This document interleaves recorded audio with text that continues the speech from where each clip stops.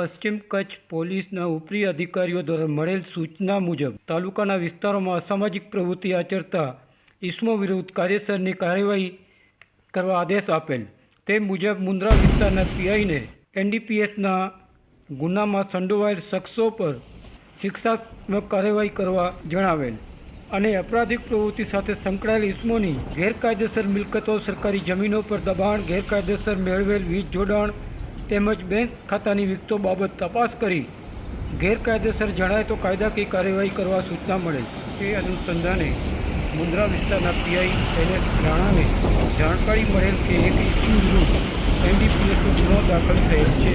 Police station વિસ્તારના અપરાધિક પ્રવૃત્તિ સાથે સંકળાયેલ ઇસમો જે ઉપરોક્ત ગુના સાથે સંકળાયેલ હોવાથી તે અનુસંધાને ઇસમ વાલજી કરમલ રામાણી રહેવાસી જરપરા મુન્દ્રાવાળા વિરુદ્ધ મુન્દ્રા પોલીસ સ્ટેશનમાં એનડીપીએસનો ગુનો દાખલ થયો અને તેણે દ્રબ ગામે જીઆઈડીસી વિસ્તાર પાસે સરકારી જમીનમાં ગેરકાયદેસર બાંધકામ કરી દબાણ કરેલ. તે બાબત દબાણ દૂર કરવા મામલતદારશ્રી તથા પ્રાંત ઓફિસરની સુપરવિઝનમાં સરકારી જમીન આશરે 260 ચોરસ મીટર ખાલી કરાવેલ, જેની બજાર કિંમત 17,16,000 આંકવામાં આવેલ. આ કાર્યવાહીમાં મુન્દ્રા પીઆઈ, પ્રાંત ઓફિસર, મામલતદારશ્રી તથા પોલીસના કર્મચારીઓ સામેલ હતા.